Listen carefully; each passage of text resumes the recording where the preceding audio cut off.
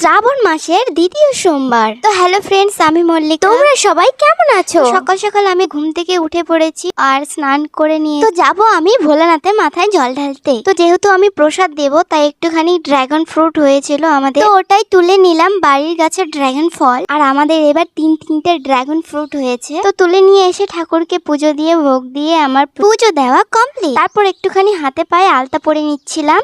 আর একা একা আলতা পরা না খুব কঠিন। ডান হাত দিয়ে তো বা হাতে পরা যায়, কিন্তু বা হাত দিয়ে ডান হাতে পরাটা একটু অসুবিধা। তো আমি এখানে এক চুটকিতে রেডি হয়ে গেলাম।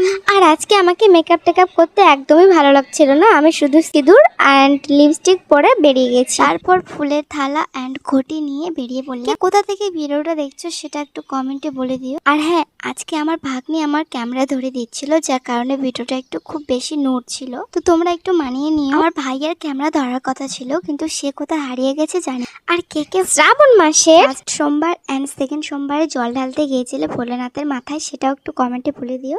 আর যারা যাওনি তারা একটু বলে দিও কমেন্টে যে যাওনি। তো এখানে আমি জল ঢালছি। ওম নমঃ শিবায়, ওম নমঃ শিবায়, ওম নমঃ শিবায়। ভোলে বাবা আমার মনস্কামনা পূরণ করো। তো এখানে আমার পুজো দেওয়া কমপ্লিট। এখন যাব ঘরে। ভোলেনাথের কাছে কি আবদার করা যায় জানো? আমি তো অনেক কিছু আবদার করেছি, কিন্তু যেটা আমার বেশি আবদারের প্রয়োজন সেটা হলো আমার ভিডিও ভাইরাল হওয়া। আর আমার এই ভিডিওটাতে যারা লাইক কমেন্ট শেয়ার করবে ভোলেনাথ তাদের মনস্কামনা পূরণ করবে, এটাও আমি ভোলে বাবার কাছে আবদার করেছি। তো আমার ভিডিওটা বেশি বেশি শেয়ার করো যাতে ভিডিওটা ভাইরাল হয়। তো ঘরের মধ্যে পুজো দেওয়া কমপ্লিট। আর ভাগ্নি আর আমি এখানে বসেছিলাম।